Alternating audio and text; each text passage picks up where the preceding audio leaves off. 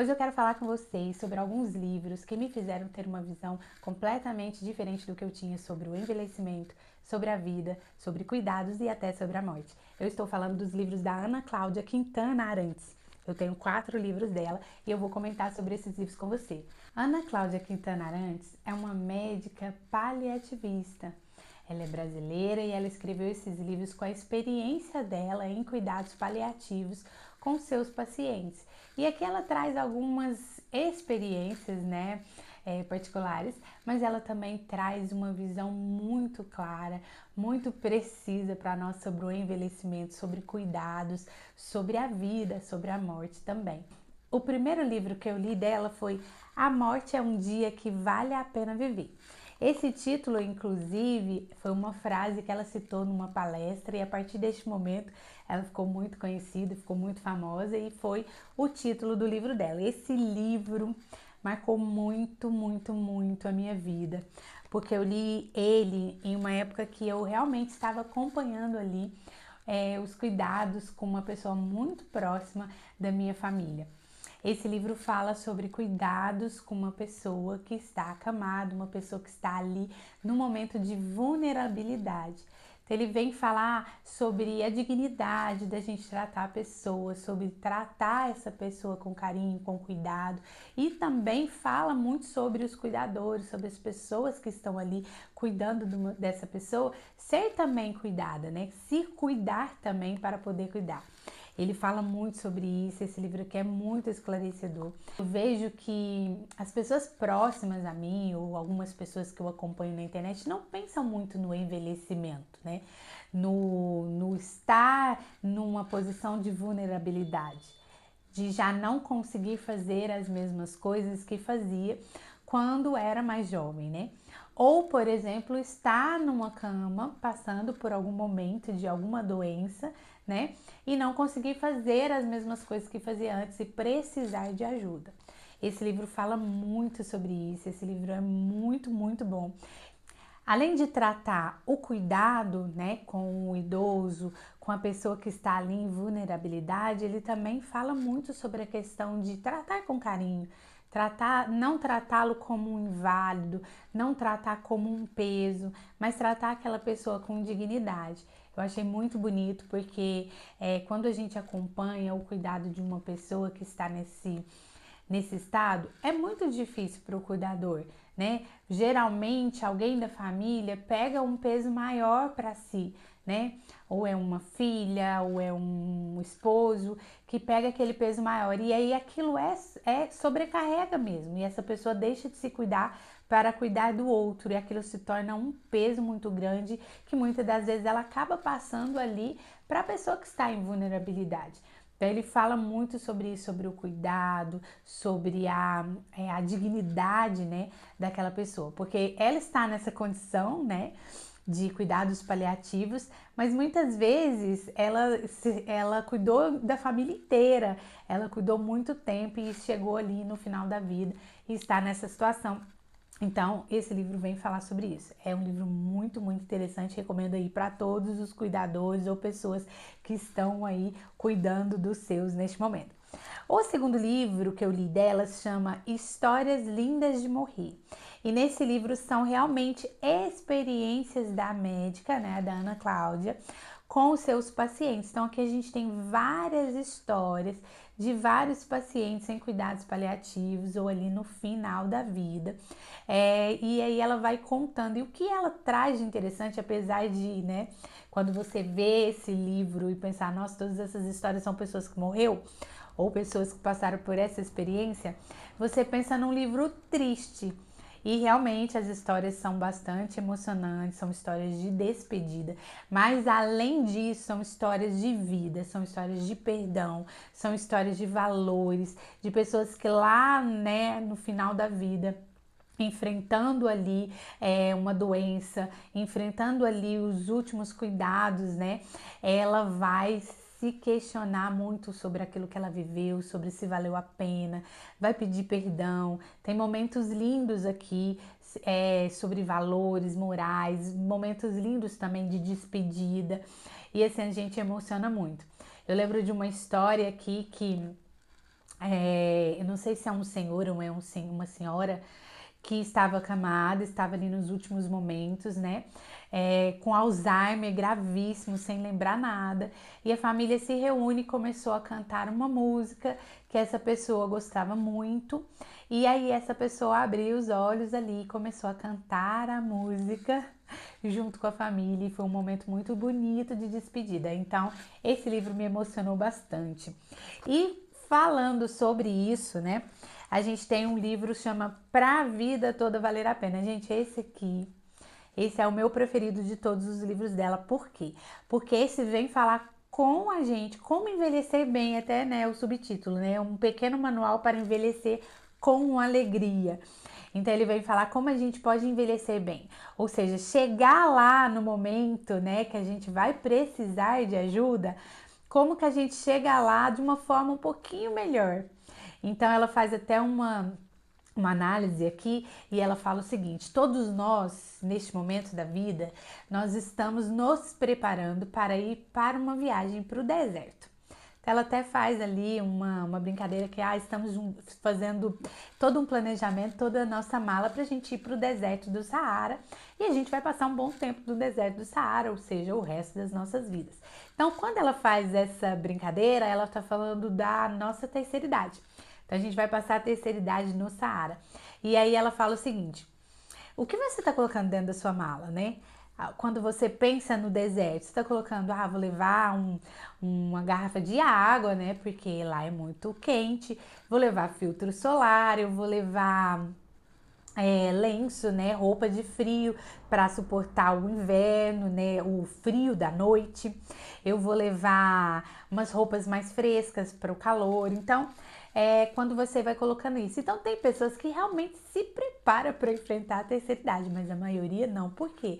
Gente, a gente não fica muito pensando em envelhecer. Pelo contrário, a gente fica pensando em formas como a gente pode fazer para a gente poder ficar mais jovem, né? Hoje é muito fácil, né? A gente poder fazer ali, às vezes, um botox, mexer um pouquinho no rosto, né? Fazer um regime, ficar melhor, mais jovem, pintar o cabelo, modificar. Então a gente sempre está querendo parecer mais jovem, a gente não pensa muito no envelhecer. Apesar que eu acho que ultimamente essa ideia tem mudado um pouco, porque as pessoas estão buscando fazer mais exercícios físicos. Então, nesse livro aqui, ela vem dar algumas dicas e eu, assim, achei as dicas excepcionais. Então, ela fala assim: olha, tem algumas dicas para você envelhecer bem e ela vai tratando isso ao longo do livro. E uma das dicas é: se exercite. Isso, né, é o básico, todos os médicos falam, né? Se exercite. Não no sentido de, eu vou me exercitar para ganhar massa muscular, para ficar bonita e tal. Não, mas no sentido de, quando você chegar à terceira idade, você conseguir subir uma escada, você conseguir pegar um objeto em cima do armário, né? Você não precisar ali de uma cadeira de roda ou de um andador, né? Não tão rápido, né? Não chegar a esse estágio não tão rápido, mas para você ter ali uma mobilidade. Outra coisa que ela fala muito interessante, né? Cante, exercite as suas cordas vocais, a parte aqui, né? Das cordas vocais, para quê? Para que você possa não precisar de entubar, né? De passar uma sonda de alimentação. Por quê? Porque quando você canta, você treina suas cordas vocais e aí quando você envelhecer, você não vai ter aquele problema de engasgo, né? Muitos idosos hoje, quando estão ali acamados ou passando, né, pelos seus últimos anos, né, tem o problema de engasgo, muitas vezes tem que passar sonda e aí com isso a musculatura da garganta quando você canta é treinada, né, é ali exercitada e você consegue engolir com mais facilidade nesses momentos, né, no Saara, vamos dizer assim. Outra coisa interessante que ela disse é que o Alzheimer vai atingir 50% da população, praticamente é um por um. Então, no final da vida ali, depois dos 80 anos, sempre tem uma pessoa que vai ali dar o esquecimento. Hoje eu tô acompanhando a minha avó tem 92 anos e ela já tá ali com a fase do esquecimento, do Alzheimer mesmo, de não lembrar, né? os nomes, não lembrar algumas coisas. Então ela fala o seguinte: para que isso ocorra cada vez mais para frente, né? Se você for passar por isso, que você treine a sua mente. Como que você vai treinar? Aprendendo coisas novas. Ah, eu sei fazer um crochê, né? Tem pessoas que sabem fazer o crochê. Então aprende a fazer um ponto novo. Ah, eu vou entrar num aplicativo, vou aprender uma linguagem nova, um espanhol, um italiano, um inglês, né? Eu vou ler coisas diferentes, eu vou fazer palavras cruzadas, eu vou treinar o meu cérebro, né? Para que, se um dia eu chegar, né, à terceira idade com o esquecimento, que isso venha se tardar. Quem tem familiares, né, que sofrem de Alzheimer, né, são pessoas que precisam ficar bem atentas a isso, porque é praticamente 95% que ao chegar à terceira idade você também vai passar por isso. Outra coisa interessante que ela fala aqui, ela fala sobre a meditação, que é uma poderosa assim, arma, né, para que você possa envelhecer bem. E uma das formas de meditação que eu gosto muito é a oração, porque é aquele momento em que você se recolhe, fica quietinho, deixa, acalma os seus pensamentos, acalma o seu coração, né? Acalma toda aquela vozes da sua cabeça e você realmente começa ali a fazer os pensamentos para o Senhor, a dialogar com o Senhor. Então é uma forma de meditação também muito poderosa.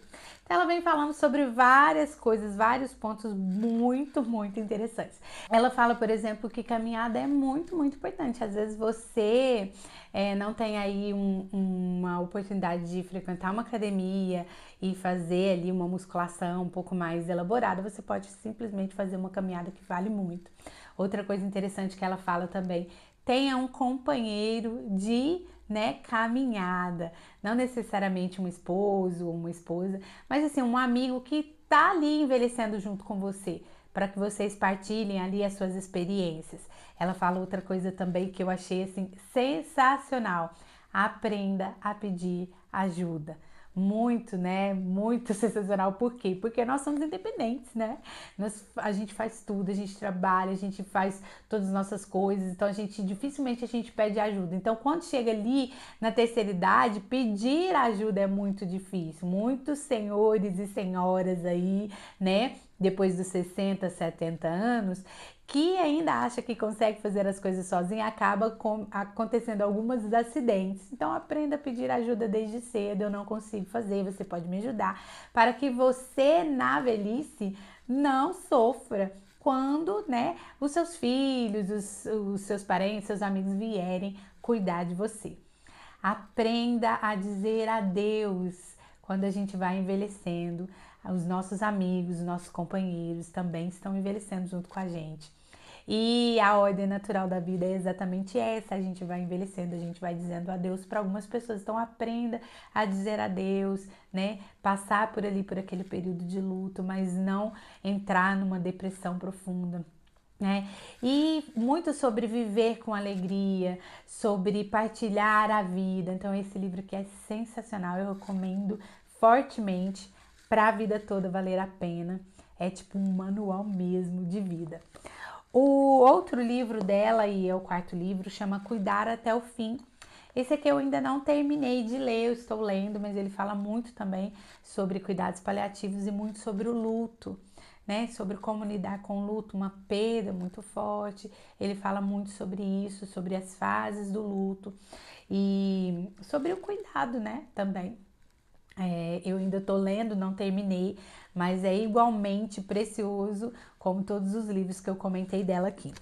Então, são 4 livros que ela escreveu, todos falando sobre essa temática, né, de envelhecimento, vida, morte, cuidados. Eu tive uma experiência de acompanhar uma pessoa em cuidados paliativos no final da vida.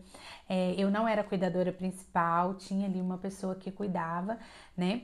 Eu acompanhei em algumas questões, fazendo uma sopa, penteando o cabelo, fazendo companhia. Então, algumas vezes você não tem muito o que fazer, né? Você não tem como tirar a dor daquela pessoa, você não tem como tirar o problema dela, resolver o problema dela, mas você sentar ao lado, assistir um pouco de televisão, ler um livro, escutar, né?